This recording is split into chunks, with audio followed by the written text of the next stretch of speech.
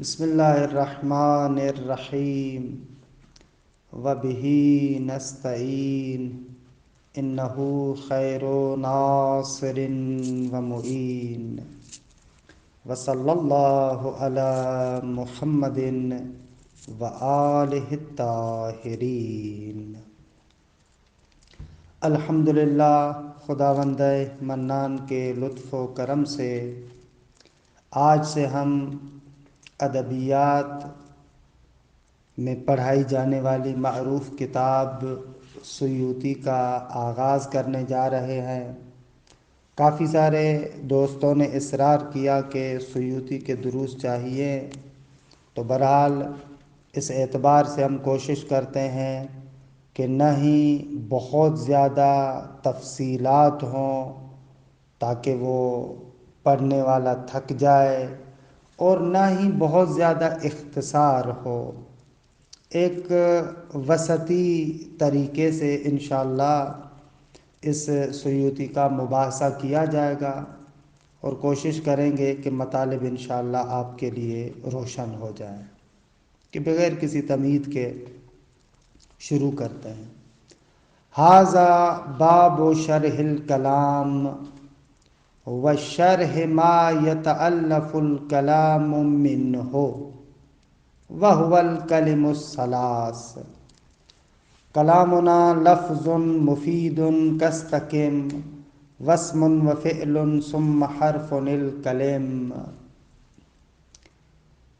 کلامنا ای معاشر النحویین، ای معاشر النحویین، لفظ ای صوت معتمد علی مقطع الفم، فخرج به ما لیس بلفظ من الدوال کالاشارۃ والخط، وعبر به دون القول لاطلاقہ علی الرأی والاعتقاد، وعکس فی الکافیہ لأن القول جنس قریب لعدم اطلاقہ علی المہمل بخلاف اللفظ۔ مفید ای مفہم معنی یحسن السکوت علیہ کما قالہ فی شرح الکافیۃ، والمراد سکوت المتکلم وقیل السامع وقیل کلیہما، وخرج به ما لا یفید کان قام مثلا، واستثنى منہ فی شرح التسہیل نقلا عن سیبویہ وغیرہ بمفید ما لا یجہلہ احد، ما لا یجہلہ احد، نحو النار حارۃ فلیس بکلام، ولم یصرح باشتراط کونہ مرکبا کما فعل الجزولی، ولم یصرح باشتراط کونہ مرکبا کغیرہ للاستغناء عنہ، اذ لیس لنا لفظ مفید وہو غیر مرکب، واشار الی اشتراط کونہ موضوعا ای مقصودا لیخرج ما ینطق بہ النائم والصاحی ونحوہما بقولہ کاستقم، اذ من عادتہ اعطاء الحکم بالمثال، وقید فی التسہیل المقصود بقونہ لذاتہ لیخرج المقصود لغیرہ کجملۃ الصلۃ والجزاء۔ عبارت کا حصہ جو مباحثہ کرنے والے ہیں وہ میں نے پہلے پڑھا، اور اعراب پر غور کیجئے گا کہ کس طریقے سے میں نے اعراب پڑھے توجہ کے ساتھ۔ اچھا، باب اول کلام اور کلمے کے بارے میں ہے۔ کلمے سے مراد یعنی وہی اسم و فعل و حرف۔ ابتداً مصنف جو آغاز کر رہے ہیں کتاب کا، آپ کو پتہ ہونا چاہیے کہ یہ کتاب در حقیقت متن اور شرح ہے۔ متن الفیہ ابن مالک کا ہے، اور شرح اس کی شرح مزجی ہے، کہ شرح کی مختلف اقسام ہوتی ہیں۔ یہ شرح مزجی ہے، شارح نے اپنی بات کو ماتن کے کلام سے مزج کیا ہوا ہے، ملایا ہوا ہے۔ ایسے نہیں ہے کہ اس کے ایک لفظ کو نقل کر کے پھر پوری توضیحات دے، نہ، شرح کو اس کے کلام کے ساتھ ملا دیتے ہیں۔ وہ سیوطی کی ہے، جلال الدین سیوطی۔ بہرحال باب اول کا آغاز کلام کی تعریف سے کرتے ہیں۔ دیکھیں آپ لوگ ماشاءاللہ ہدایہ بھی پڑھ چکے ہیں، سمدیہ بھی پڑھ چکے ہیں، اجمالاً آپ کو کلام اور جملے کی تعریف کا پتہ ہے۔ نحویوں کے درمیان اختلاف ہے کہ جملہ اور کلام مترادف ہیں، یعنی ایک ہی چیز ہیں، یا نہ کلام اور جملے میں تفاوت ہے۔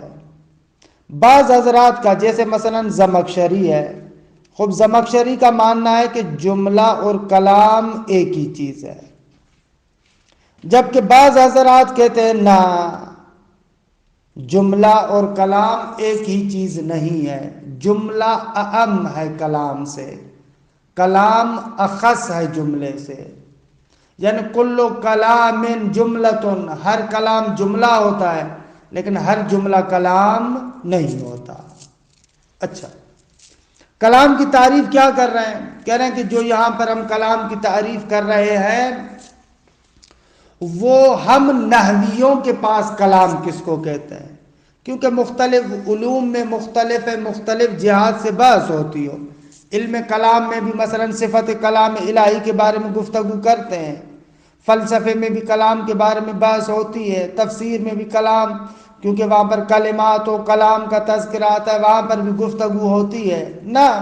ان تمام علوم کو چھوڑ کر ہم نحویوں کے معاشرے میں، نحویوں کے سماج میں کلام کسے کہتے ہیں، یعنی نحویوں کیا کلام کسے کہتے ہیں، اس کی تعریف یہ کرتے ہیں۔ کلام نام ہے ایک ایسے لفظ کا جو مفید ہو اور فائدہ دینے والا ہو، استقم کی طرح، جیسے استقم فائدہ دیتا ہے اس قسم کا فائدہ دینے والا ہو۔ لفظی ترجمہ یہ وضاحت کرتا ہوں ابھی۔ کلامنا یعنی ہمارا کلام، یعنی نحویوں کا کلام، ہمارا کلام یعنی نحویوں کے معاشرے میں کلام، کلامنا ہمارا کلام کیا ہے؟ لفظون، وہ لفظ ہے، کہ لفظ کی صفت یہ ہے کہ مفیدون، ایسا لفظ ہو جو مفید ہو۔ ہر ایک کی وضاحت کرتے ہیں، لفظ کسے کہتے ہیں، مفید کسے کہتے ہیں، ہر ایک کی وضاحت آتی۔ مفیدون کستقم، مفید ہو استقم کی طرح، جس طریقے سے استقم فائدہ دے رہا ہے اسی طریقے سے فائدہ دینے والا ہو، کہ وضاحت ہر ایک کی انشاءاللہ کرتا ہوں، اجمالی بیان کرتا ہوں، پھر توضیحات کتاب کے اندر عرض کروں گا۔ پہلی بات ہم نے کیا کی کہ یہ کلام لفظ ہے۔ کیا ہے؟ لفظ ہے۔ لفظ آگا اس آواز کو کہتے ہیں جو انسان کے منہ سے نکلے، درست آگا؟ لفظ اس صوت اور آواز کو کہتے ہیں جو انسان کے منہ سے خارج ہو، اسے کہتے ہیں لفظ۔ تو ہم معاشرہ نحویوں کے نزدیک کلام لفظ ہوتا ہے، وہ صوت ہے، وہ آواز ہے جو منہ سے خارج ہو۔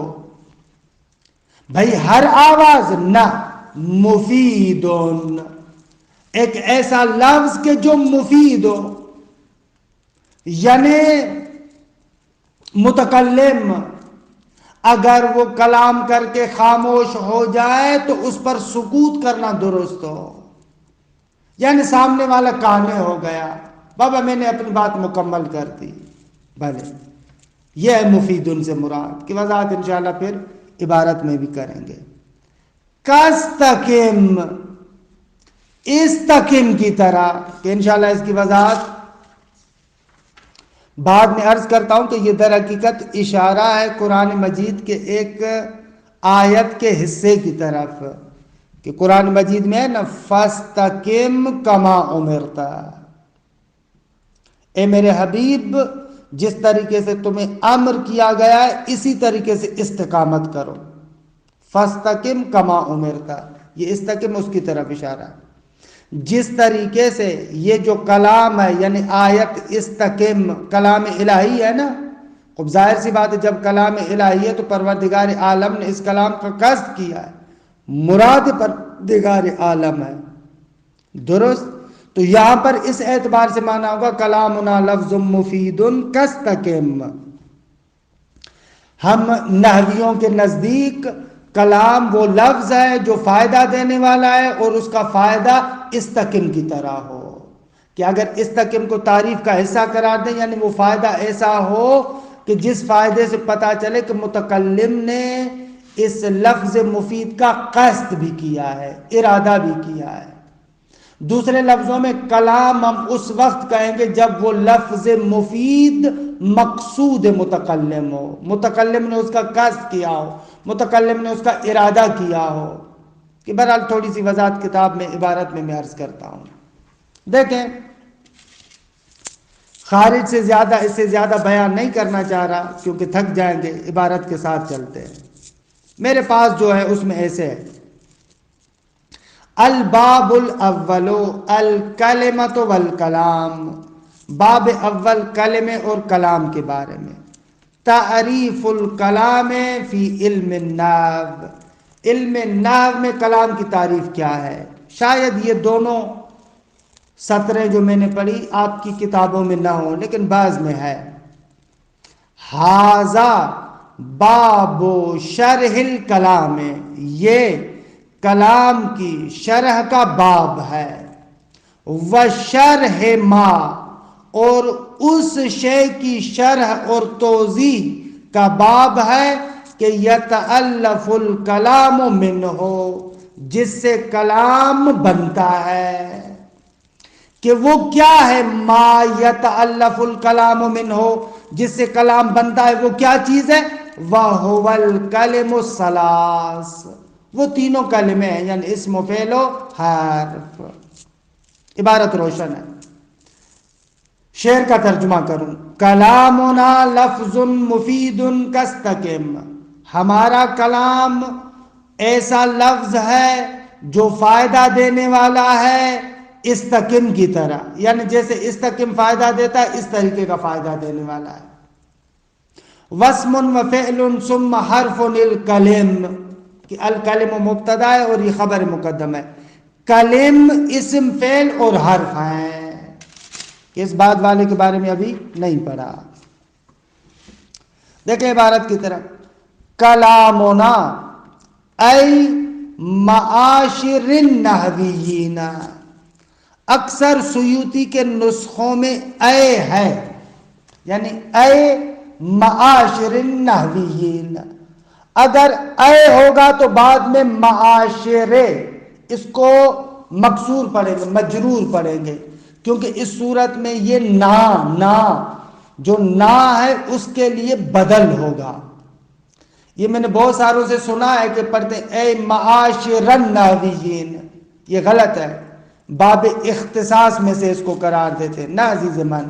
اگر یہ باب اختصاص میں سے ہوتا تو پھر اے کو نہیں ہونا چاہیے تھا. اگر اے آ گیا تو پھر یہ باب اختصاص میں سے نہیں بن سکتا. اگر اے ہے تو پھر اس کو پڑھے اے معاشر النحویین، کہ اس کو بدل قرار دو نا کی ضمیر سے. ہمارا کلام یعنی ہمارا یعنی کیا؟ یعنی نحویوں کے معاشرے کا کلام. اور اگر اے نہ ہو، ایسے ہو کلامنا پھر ہو معاشر النحویین، تو پھر اس صورت میں آپ اس کو باب اختصاص کے ذریعے سے منصوب قرار دے سکتے ہیں. اگر اے ہے تو ہوگا اے معاشر النحویین. کلامنا لفظ، کہتے ہیں کہ یہ کلام لفظ ہے. لفظ یعنی کیا؟ ای صوت معتمد علی مقطع الفم. اچھا، کلام کہتے ہیں کہ لفظ، لفظ یعنی صوت. صوت دیکھیں دو معنیوں میں استعمال ہوتا ہے. ایک مرتبہ معنی مصدری ہے، سات یسوت صوتن، سات یسوت صوتن، یعنی یہ آواز نکالنا، جو فعل متکلم ہے، مصدر آواز نکالنا. اور دوسری مرتبہ صوت حاصل معنی ہے، حاصل مصدر یعنی اس میں مصدر ہے. تو اس صورت میں صوت یعنی آواز، نہ کہ یہ آواز نکالنا. اگر صوت کو مصدر قرار دیں تو اس کا ترجمہ ہوگا آواز نکالنا، اور دوسری مرتبہ اگر اس کو حاصل مصدر قرار دیں یعنی اس میں مصدر، صوتن یعنی آواز، تو یہاں پر دوسرا معنی مراد ہے، آواز نکالنا نہیں، وہ آواز. لفظ یعنی ای صوتن یعنی آواز. معتمد علی مقطع الفم، جو اعتماد رکھتا ہے منہ کے مخارج پر. اچھا، مقطع اس میں مکان ہے، مقطع کہتے ہیں محل عبور، گزرگاہ. اس اعتبار سے یہ مقطع کا اضافہ فم کی طرف اضافہ بیانیہ ہوگا، یعنی لفظ وہ آواز جو اعتماد رکھے منہ پر. منہ پر یعنی کیا؟ یعنی ایک ایسی آواز جو منہ سے نکلتی ہے. دیکھیے آسان لفظوں میں ایسے کہنا چاہتے ہیں، صوت معتمد علی مقطع الفم، مخارج فم پر، مخارج منہ پر جس کا اعتماد ہو. علی مخارج یعنی وہ نکلنے کی جگہ، وہ نکلنے کی جگہ کیا ہے؟ وہی آواز ہے. دیکھیے یعنی دوسرے لفظوں میں لفظ یعنی وہ آواز جو منہ سے نکلے، یہ کہنا چاہ رہا ہے. سمجھ میں آیا؟ مقطع کا الفم کی طرف اضافہ بیانی ہے. مقطع یعنی وہی نکلنے کی جگہ. نکلنے کی جگہ کون سی؟ آواز کی. منہ سے نکلتا ہے آواز. صوت معتمد علی مقطع الفم، لفظ یعنی وہ آواز کہ جو کس پر؟ مخارج فم پر اعتماد کرے. اچھا، فخرج به ما ليس بلفظ، ہم نے کہا کلام لفظ ہوتا ہے. خوب یہاں سے پتا چلا کہ جو لفظ نہ ہو لیکن معنی پر دلالت کرے وہ خارج ہو جائیں گے. کہ دوال اربع، مثلا جیسے اشارہ کرتا ہوں، مثلا کوئی بندہ انگلی سے اشارہ کرتا ہے، خوب اشارے کے ذریعے سے بھی کوئی مطلب آپ سمجھاتے ہیں یا نہ؟ بھلے اشارے کے ذریعے سے بھی آپ کیا کرتے ہیں؟ مطلب سمجھاتے ہیں. اشارہ لفظ نہیں ہے، اشارہ ہے، انگلی سے اشارہ کیا. یا مثلا خطوط، یہ جو لکھائی ہے، یہ جو لکھا ہوا ہے، یہ بھی معنی پر دلالت کرتے ہیں. یا عقود یعنی بند انگوشت، جو انگلیوں کے بند ہیں، ان کے ذریعے سے بھی مثلا کسی مطلب پر دلالت ہوتی ہے. درست آگا. یا چوتھی چیز نصب، یعنی یہی سائن بورڈ جو مختلف جگہوں پر لگے ہوئے ہوتے ہیں. تو بس ہم کہتے ہیں کہ کلام لفظ ہوتا ہے، لہذا اشارہ، خط، عقود، نصب، ان کو کلام نہیں کہیں گے. درست. فخرج به، پس اس لفظ کے ذریعے سے خارج ہو گیا ما لیس بلفظ، وہ چیز کے جو لفظ نہیں ہے. من الدوال، دلالت کرنے والی چیزوں میں سے، کیونکہ دال فقط لفظ نہیں ہے. دوال اربع معروف ہیں، وہ چار چیزیں جو ابھی عرض کی وہ خارج ہو جائیں گی. کل اشارت والخط والعقود والنصب، کہ عقود و نصب انہوں نے ذکر نہیں کیا، معروف ہے. اچھا، یہاں سے جلال الدین ایک مقایسہ کرتے ہیں. جلال الدین کہتے ہیں کہ ایک تعریف مصنف نے یعنی صاحب الفیہ نے، ابن مالک نے الفیہ میں کی ہے، اور ایک تعریف خود مصنف نے اپنی دوسری کتابوں میں کی ہے. درست ہے آگا. اب ان تعریفات کا مقایسہ کرتے ہیں۔ مثلا ان کی کتاب ہے ایک الکافیہ، کافیہ میں بھی انہوں نے کلام کی تعریف کی ہے، یہاں پر بھی کلام کی تعریف کی ہے، دونوں تعریفوں میں تھوڑا سا فرق ہے۔ مثلا انہوں نے الفیہ میں جو یہاں پر تعریف کی ہے، یہاں پر تعریف کیا ہے؟ لفظ مفید۔ اگر کستقم کو مثال قرار دیں تو تعریف فقط یہ لفظ مفید، اور اگر کستقم کو تعریف کا جز قرار دیں تو لفظ مفید کستقم۔ جبکہ اپنی کتاب کافیہ میں جو انہوں نے تعریف کی ہے وہ قول مفید، لفظ کی جگہ پر قول کو استعمال کیا ہے۔ اچھا، کیوں ایسے کیا ہے مصنف نے؟ ان دونوں تعریفات میں ایک مقایسہ کرواتے ہیں۔ اچھا، یہاں پر مطالب کیونکہ منطق کے ساتھ مربوط ہیں، میں اجمالاً ان اصطلاحات کی تھوڑی سی وضاحت کرتا ہوں، باقی جو آپ منطق پڑھے ہوئے ہیں یا اگر منطق پڑھیں گے تو وہاں پر زیادہ آپ کو صحیح طریقے سے معلوم ہوگا۔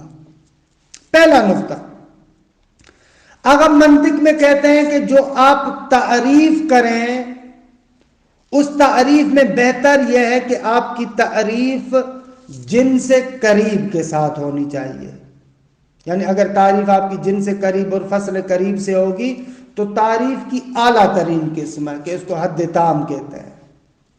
درست آگا؟ تعریف میں آپ کوشش کریں جن سے قریب کو استعمال کریں، جن سے بعید کو استعمال نہ کریں۔ اسی طریقے سے منطق میں بیان کرتے ہیں کہ آپ کی تعریف میں مشترک لفظی نہیں ہونا چاہیے۔ مشترک لفظی یعنی ایک لفظ جس کو ایک سے متعدد معنی کے لیے وضع کیا جائے۔ اگر ایک لفظ کے ایک سے زیادہ معنی ہو تو اس کو کیا کہتے ہیں؟ مشترک۔ جیسے لفظ عین عربی زبان میں 70 معنی کے لیے وضع کیا گیا، تو یہ ایک منطق میں مطلب ہے۔ منطق میں پڑھاتے ہیں کہ تعریف میں جن سے بعید کو استعمال نہ کریں، جن سے قریب کو استعمال کریں۔ اگر تعریف میں مشترک لفظی نہیں ہونا چاہیے، یہ ذکر کرتے ہیں۔ اچھا، جب آتے ہیں ہم اس تعریف کی طرف، جب کلام کی تعریف کرتے ہیں تو لفظ کلام کے لیے جن سے بعید ہے۔ کیوں؟ اس لیے کہ لفظ محمل اور مستعمل دونوں کو شامل ہے۔ لفظ محمل بھی ہوتا ہے، لفظ مستعمل بھی ہوتا ہے۔ درست ہے؟ لفظ کلام کی نسبت سے جن سے بعید ہے۔ اچھا، لیکن لفظ مشترک لفظی نہیں ہے، لفظ کا ایک ہی معنی ہے، مشترک لفظی نہیں ہے۔ دوسری طرف سے قول کلام کے لیے جن سے قریب تو ہے لیکن قول مشترک لفظی ہے، کیونکہ قول جس طریقے سے ہم کہتے ہیں نا قال فلان، ہاں قال فلان، بولنے کو کہتے ہیں نا آپ، آواز، یہ جو صوت آواز جو منہ سے نکلتی ہے، یہ جو بولنا ہے، ہاں ہاں، لیکن وہ جو معنی والا ہو، قول یعنی بات لیکن معنی دار گفتگو، معنی دار بات۔ اسی طریقے سے قول عقیدے کو بھی کہتے ہیں، نظریے کو بھی کہتے ہیں۔ بھائی فلاں بندہ فلاں چیز کا قائل ہے، قائل ہے یعنی کیا؟ یعنی بولنے والا ہے نا، عقیدہ رکھنے والا ہے۔ میں تو بھائی اس چیز کا قائل ہوں، قائل ہوں یعنی کیا؟ یعنی عقیدہ رکھنے والا ہوں، میری نظر یہ ہے۔ تو قول مشترک لفظی ہے۔ درست آقا؟ اچھا، اب ہوا کیا؟ اب لفظ کے اندر ایک خوبی ہے کہ مشترک لفظی نہیں ہے، خرابی یہ ہے کہ جن سے بعید ہے۔ اچھا، قول کے اندر ایک خوبی ہے کہ جن سے قریب ہے، لیکن خرابی یہ ہے کہ مشترک لفظی ہے۔ اگر یہ مقدمہ سمجھ میں آ گیا تو یہاں پر یہ جو شارح ہے سیوطی، وہ کہتے ہیں مصنف نے جو کلام کی تعریف 2 کتابوں میں کی، الفیہ میں کی لفظ مفید اور کافیہ میں کی قول مفید۔ پتہ ہے کیوں؟ اس لیے کہ جب یہ الفیہ میں کلام کی تعریف کر رہا تھا تو لفظ کے اچھے نقطے کو دیکھا، خوبی کو دیکھا کہ مشترک لفظی نہیں ہے، اور قول کی خرابی کو دیکھا کہ مشترک لفظی ہے، لہذا یہاں پر لفظن کہا. لیکن کافیہ میں جو قول مفید کہا تو وہاں پر قول کی خوبی کو دیکھا کہ یہ جن سے قریب ہے، اور لفظ کی خرابی کو دیکھا کہ جن سے بعید ہے. دیکھیں کہ یہ منطق کا مطلب ہے، لیکن انہوں نے یہاں پر ذکر کیا ہے تو ہم بھی ذکر کر رہے ہیں. وَعَبَّرَ بِهِ یعنی وَعَبَّرَ الْمُصَنِّف، مصنف نے اس لفظ کے ساتھ تعبیر کیا، کلام کو اس لفظ کے ساتھ بیان کیا، دون القول، نہ کہ قول کے ساتھ. کیوں؟ اس لیے کہ اطلاق ہی علی الرأی والاعتقاد، اس لیے کہ قول کا اطلاق رائے اور اعتقاد پر بھی ہوتا ہے. یعنی دوسرے لفظوں میں قول مشترک لفظی ہے، عقیدے کو بھی قول کہتے ہیں. وَعَكَسَ فِي الْكَافِيَةِ اور مصنف نے کافیہ میں برعکس کیا. کیوں؟ اس لیے کہ لِأَنَّ الْقَوْلَ جِنْسٌ قَرِيبٌ، وہاں پر قول کی خوبی کو دیکھا کہ قول جن سے قریب ہے. کیوں جن سے قریب کیوں ہے؟ اس لیے کہ محمل کو قول نہیں کہتے، جو لفظ مستعمل ہے اس کو قول کہا جاتا ہے. لِعَدَمِ اطلاقِهِ عَلَى الْمُحْمَلِ، کیونکہ قول محمل پر اس کا اطلاق نہیں ہوتا.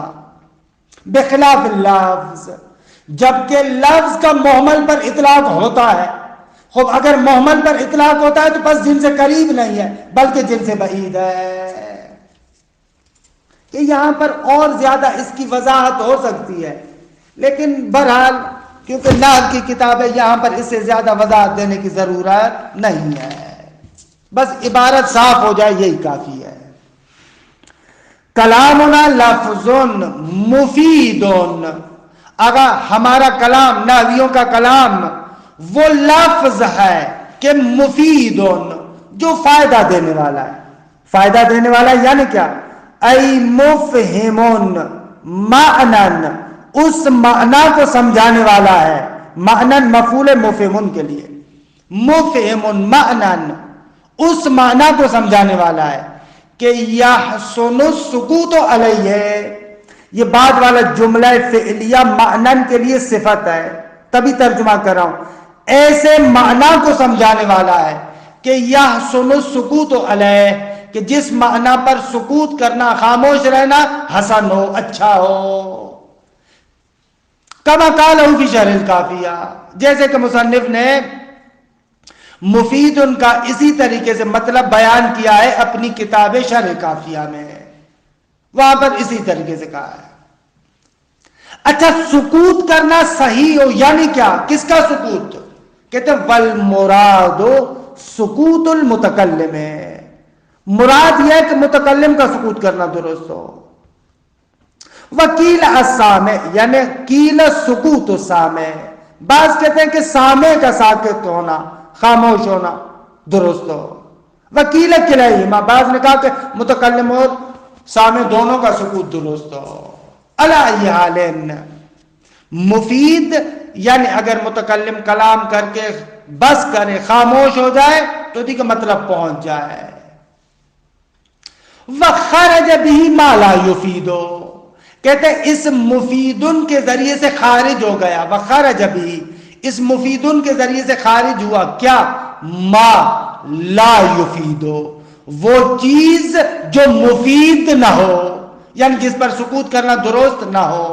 مثلا کا انقام، مثلا کوئی بندہ کہتا ہے انقام، انقام اگر وہ کھڑا ہوا تو اس پر سکوت کرنا تو درست نہیں ہے. اگر وہ کھڑا ہوا تو کیا ہوگا؟ دیکھیں ہچی، درست؟ تو یہ کلام نہیں ہے. وَاسْتَثْنَى مِنْهُ فِي شَرْحِ التَّسْهِيلِ نَقْلًا عَنْ سِيبَوَيْهِ وَغَيْرِهِ بِمُفِيدٍ وَاسْتَثْنَى مَا لَا يَجْعَلُهُ أَحَدٌ. آقا کہتے ہیں کہ کلام سے جدا کیا ہے، استثناء کیا ہے. وَاسْتَثْنَى، مصنف نے جدا کیا ہے، منہو یعنی من الکلام، کلام سے. کس چیز کو؟ ما لا یجہلہ احد، یہ واستثناء کے لیے مفعول ہے. وہ کلام کہ جس سے کوئی بھی جاہل نہ ہو، کہتے اس کو بھی کلام نہیں کہتے. وَاسْتَثْنَى مِنْهُ، یعنی اس کلام سے جدا کیا ہے. کس کو جدا کیا ہے؟ مَا لَا يَجْهَلُهُ أَحَدٌ، اس چیز کو کہ جس سے کوئی بھی بندہ جاہل نہیں ہوتا. عبارت اصل میں ایسے ہے.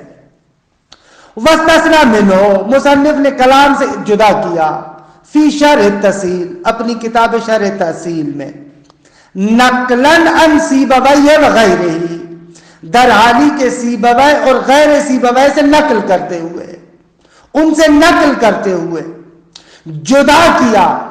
بمفید، مفید کے ذریعے سے، ہاں مفید کے ذریعے سے جدا کیا. کس کو؟ ما لا یجہلہ احد، جس سے کوئی بھی بندہ جاہل نہیں ہے. نحو النار حارۃ فلیس بکلام، آگ آتش گرم ہے، کہتے بس یہ کلام نہیں ہے، کیونکہ تمام لوگ اس کو جانتے ہیں. خب یہ بھی مفید نہیں ہے، یہ بھی مفید نہیں ہے. کہ بہرحال فقط کیونکہ عبارت کے مطلب کو کھولنا ہی چاہ رہے ہیں، ان کل تو نہیں کریں گے، اشکال جواب نہیں کریں گے، آپ کو الجھائیں گے نہیں. اچھا، بعض لوگوں نے کلام کی تعریف میں کہا ہے کہ لفظ مفید مرکب، کلام حتماً مرکب ہوتا ہے. مصنف نے مرکب کی قید کو نہیں ذکر کیا. کہتے ہیں مرکب کی قید کو اس لیے نہیں لے کر آئے کہ آگا اگر لفظ مفید ہوگا تو قطعاً مرکب ہوگا، خود بخود مرکب ہے، جدا کرنا مرکب کو ذکر کرنے کی ضرورت نہیں ہے. ولم یصرح، اور مصنف نے تصریح نہیں کی باشتراط کونہ مرکباً، اس بات کی کہ وہ کلام مرکب ہو. باشتراط کونہ، اس شرط کی کہ وہ ہو کلام مرکب، اس کی تصریح نہیں کی، صراحت نہیں کی، واضح طریقے سے بیان نہیں کیا کہ کلام کو مرکب ہونا چاہیے، اس شرط کی صراحت نہیں کی. کما فعل الجزولیو، جیسے کہ جزولی نے ایسے کیا ہے. نحوی آغا جزولی، اس نے یہ شرط کی ہے کہ کلام کو مرکب ہونا چاہیے. وَلَمْ يُصَرِّحْ كَغَيْرِهِ، اپنے غیر کی مانند، یعنی مصنف اور غیر مصنف جو اور بھی ہے ان لوگوں نے بھی مثلا اس کو ذکر نہیں کیا صراحت کے ساتھ کہ مرکب کو بھی ایک قید اور شرط کے عنوان سے ذکر کرتے، کہتے نہ، ذکر نہیں کیا. کیوں؟ لِلْإِسْتِغْنَاءِ عَنْهُ، اس لیے کہ اس اشتراط سے، عنہ یعنی اشتراط، اس اشتراط سے مستغنی ہے، بے پرواہ ہے، اس کی ضرورت ہی نہیں ہے. کیوں ضرورت نہیں ہے؟ اس لیے کہ اذ لیس لنا لفظ مفید کہ وہو غیر مرکب، کیونکہ ہمارے پاس کوئی لفظ مفید نہیں ہے در حالی کہ وہ مرکب نہ ہو. نہ، جو بھی لفظ مفید ہے وہ ہمیشہ مرکب ہوتا ہے، لہذا اس کے جدا کرنا شرط کرنے کی ضرورت نہیں تھی. اچھا، خوب ایک بحث ہے کہ دیکھیں پھر یہاں پر آج کیونکہ پہلا دن ہے یہاں پر روکتا ہوں، اس بعد والی بحث کو انشاءاللہ پھر کل تھوڑی سی وضاحت کروں گا. وصلی اللہ علی محمد و آلہ الطاہرین.